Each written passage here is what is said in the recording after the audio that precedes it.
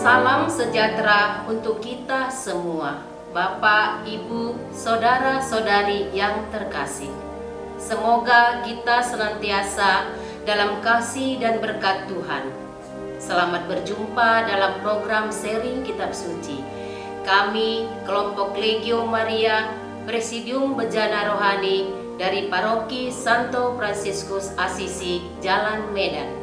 Kami mengucapkan terima kasih kepada Komisi Kerasulan Kitab Suci Keuskupan Agung Medan yang telah memberi kesempatan kepada kami untuk berbagi ayat berkesan atas bacaan Injil hari ini, Sabtu 18 Juni 2022.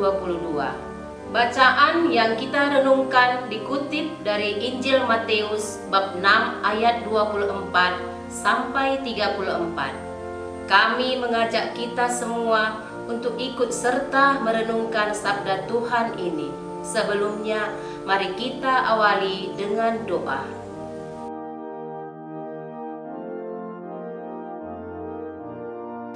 Marilah kita berdoa. Dalam nama Bapa dan Putra dan Roh Kudus. Amin. Allah Bapa yang Maha Baik, kami bersyukur atas kasih-Mu yang senantiasa kami alami dalam hidup kami. Kami juga bersyukur atas kesempatan berahmat yang Engkau berikan kepada kami saat ini untuk merenungkan sabda-Mu dan berbagi inspirasi atas sabda-Mu. Kami mohon, utuslah Roh Kudus-Mu menerangi hati dan pikiran kami, agar kami memahami sabda-Mu dan dapat memetik pesan untuk kami wujudkan dalam kehidupan kami. Doa ini kami sampaikan kepadamu dengan perantaraan Kristus Tuhan dan Juru Selamat kami. Amin.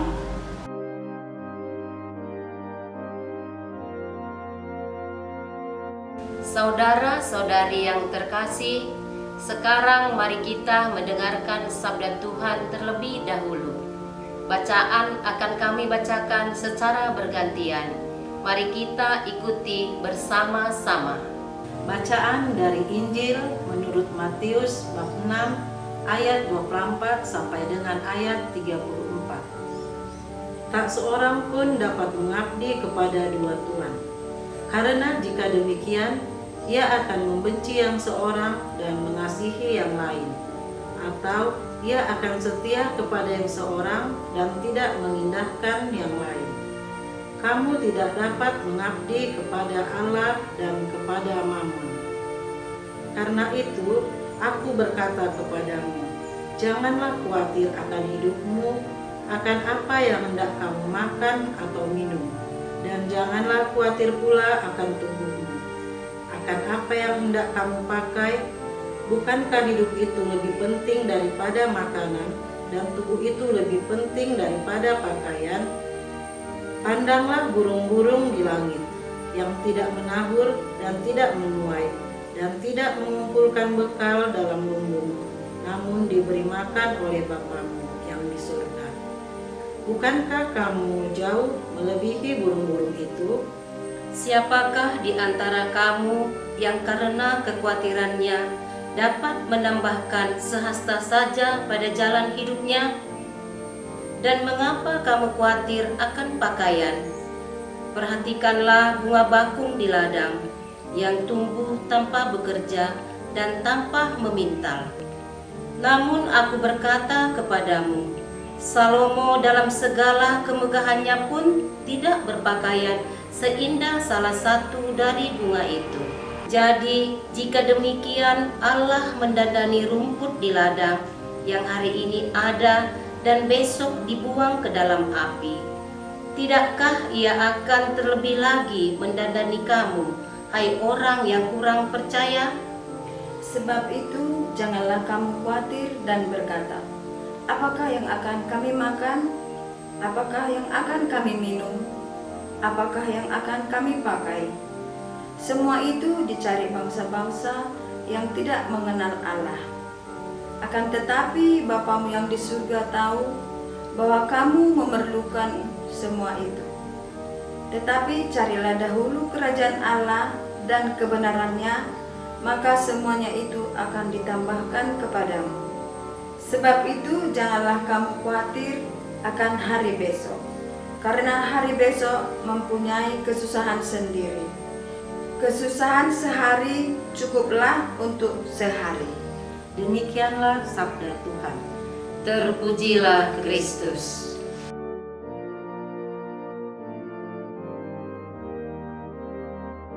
Saudara-saudari yang terkasih, kini kami akan coba membagikan kesan dan pesan yang kami peroleh atas bacaan hari ini.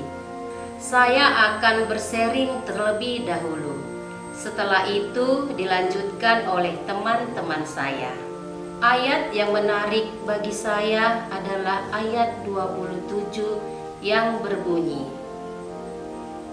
"Siapakah di antara kamu yang karena kekhawatirannya dapat menambahkan sehasta saja pada jalan hidupnya?" Ketika anak bungsu saya berumur 2 minggu, ia mengalami sakit, dan sakitnya agak mencemaskan. Kami berusaha untuk memeriksanya ke rumah sakit, tapi penyakitnya tidak ditemukan, sementara penyakit itu sungguh dialami oleh anak saya. Kalau penyakit itu kambuh, anak saya tampak sangat gelisah, menderita, dan seluruh tubuhnya menjadi hitam, termasuk mulutnya. Saya dan keluarga benar-benar cemas, takut, bahkan ketika melihat penyakit anak saya kambuh, saya sendiri menjadi gemetar. Saya terus berjaga untuk anak saya. Dan karena itu malam hari menjadi sangat panjang bagi saya. Pada waktu itu muncul juga pikiran negatif akan terjadi sesuatu pada anak saya. Saya dihantui oleh rasa cemas dan khawatir. Namun semakin saya cemas dan khawatir, semakin berat rasanya hidup saya. Dan semakin saya berpikir yang tidak-tidak. Saya tidak mau terus-menerus seperti ini. Karena itu, saya berdoa dan memohon bantuan Tuhan. Dan saya meyakinkan diri saya bahwa Tuhan akan memberikan yang terbaik bagi saya. Sekarang anak saya itu sudah besar, sedang kuliah, dan sampai sekarang sehat-sehat saja. Mari kita membuang kecemasan dan kekhawatiran dalam diri kita, dan mari kita percaya dan mengandalkan Tuhan dalam hidup kita. Demikian yang bisa saya bagikan. Terima kasih. Ayat yang menarik bagi saya adalah ayat 34. Sebab itu, janganlah kamu khawatir akan hari besok, karena hari besok mempunyai kesusahannya sendiri. Kesusahan sehari cukuplah untuk sehari. Saya adalah seorang ibu dari 6 orang anak. Anak saya semuanya putri. Di dalam keluarga kami, suami sayalah yang bekerja untuk mencari nafkah. Saya dan suami saya sangat bersukacita dengan kehadiran anak-anak. Namun, ketika melihat anak-anak, seringkali muncul pertanyaan dalam benak saya, akankah mampu kami membesarkan dan menyekolahkan anak-anak kami? Pertanyaan ini muncul karena melihat situasi perekonomian keluarga. Pertanyaan yang sama juga pernah saya sampaikan kepada suami saya. Namun, suami saya menyemangati saya dengan berkata, "Jangan khawatir, setidaknya sampai hari ini kita masih mampu. Kita berharap besok kita juga akan mampu." Kata-kata suami saya ini meneguhkan saya, dan kata-kata itu isinya sama dengan ayat 34 tadi. Kami pernah mengalami kesulitan sehubungan dengan biaya hidup dan sekolah anak-anak. Berkat pertolongan Tuhan dan usaha yang kami buat, kesulitan itu menjadi hilang. Pada akhirnya, saya yakin bahwa bila kami senantiasa berusaha, bekerja, dan memohon berkat Tuhan lewat doa, kami pasti bisa melalui kesulitan-kesulitan yang terjadi. Syukur kepada Tuhan, sejauh ini kami mampu melewatinya. Anak-anak kami juga tidak menyusahkan kami. Mereka mendengarkan nasihat-nasihat kami. Sekarang, putri sulung kami sudah bekerja, 3 orang anak sedang kuliah, 1 orang SMA, dan yang bungsu SD. Kami pasti bisa menyelesaikan tugas kami untuk membesarkan dan menyekolahkan mereka. Sungguh tidak ada jaminan bahwa tidak akan ada kesulitan. Namun, kami percaya bahwa kami akan mampu mengatasi kesulitan itu berkat usaha dan rahmat Tuhan. Mari kita mensyukuri apa yang kita peroleh dari Tuhan pada hari ini, dan mari kita tetap berusaha memohon rahmat Tuhan hari esok. Demikian yang bisa saya bagikan. Ayat yang menarik bagi saya adalah ayat 31 yang berbunyi, "Sebab itu, janganlah kamu khawatir dan berkata, apakah yang akan kami makan? Apakah yang akan kami minum? Apakah yang akan kami pakai?" Saya punya pengalaman di mana saya dan suami saya mengalami kekhawatiran. Dalam perjalanan kami mengarungi bahtera rumah tangga, sebenarnya kami seringkali mengalami kekhawatiran. Namun yang paling membuat kami khawatir adalah ketika suami saya mengalami masalah dalam pekerjaannya. Masalah itu sangat mempengaruhi keadaan perekonomian keluarga kami. Kami sungguh khawatir. Pertama-tama yang kami khawatirkan adalah mengenai kebutuhan hidup yang mendasar, khususnya makanan dan pakaian. Namun bukan hal itu saja, juga tentang pendidikan anak, akan bagaimana nantinya pendidikan anak-anak kami. Demikianlah pertanyaan yang menghantui pikiran saya. Tidak gampang bagi kami untuk mengatasi kesulitan ekonomi yang terjadi dalam keluarga. Situasi sulit waktu itu seringkali membuat saya meneteskan air mata. Namun sebagai seorang yang beriman, saya tidak mau terus meratapi kesulitan. Saya percaya bahwa Tuhan pasti akan membantu. Karena itu, saya berdoa kepada Tuhan agar Tuhan membantu kami. Bukan hanya berdoa, kami juga berusaha untuk bangkit dari keterpurukan dengan berbagai cara. Apa yang terjadi? Berkat pertolongan Tuhan, pelan-pelan kami pun bangkit. Suami saya bekerja kembali dan perekonomian keluarga kami pelan-pelan mulai membaik. Kebutuhan-kebutuhan mendasar dalam keluarga kami terpenuhi, dan selanjutnya kami pun semakin mampu memikirkan dan merencanakan pendidikan anak-anak kami dengan baik. Apakah setelah itu kami melaluinya dengan mudah? Tidak. Namun rasa khawatir kami tidak lagi seperti yang sebelum-sebelumnya, karena kami percaya kepada penyelenggaraan Tuhan.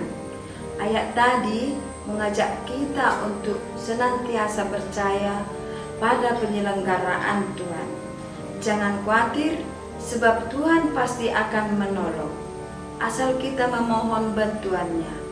Demikian yang bisa saya bagikan. Terima kasih. Saudara-saudari, kami sudah membagikan kesan dan pesan yang kami peroleh dari kutipan tadi. Sebagai kesimpulan dari sharing kami, yang menjadi pesan dari kutipan untuk kita wujudkan dalam hidup kita, yakni: pertama, mari kita membuang kecemasan dan kekhawatiran dari dalam diri kita. Dan mari kita percaya pada penyelenggaraan Tuhan, dan mari mengandalkan Tuhan dalam hidup kita. Yang kedua, Mari kita mensyukuri apa yang telah kita peroleh dari Tuhan pada hari ini, dan mari tetap berusaha untuk memohon rahmat Tuhan untuk hari esok. Demikianlah yang menjadi pesan atas bacaan tadi, agar kita dikuatkan untuk melaksanakan pesan ini. Mari kita memohon kekuatan dari Roh Kudus. Marilah berdoa. Allah Bapa yang di sorga, kami berterima kasih kepadamu karena lewat sabdamu yang kami renungkan, Engkau menguatkan kami dalam menjalani hidup kami. Seringkali kami mengalami kekhawatiran dalam hidup kami. Bantu kami untuk senantiasa percaya pada penyelenggaraanmu, dan semoga kami senantiasa mengandalkan Engkau di dalam hidup kami.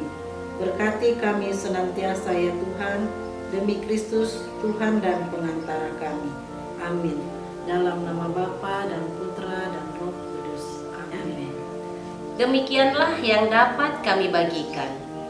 Jika ada yang kurang dari sharing kami, mohon dimaklumi. Tuhan memberkati kita selalu. Salam Ave Maria, Maria Ave, Face Ebene.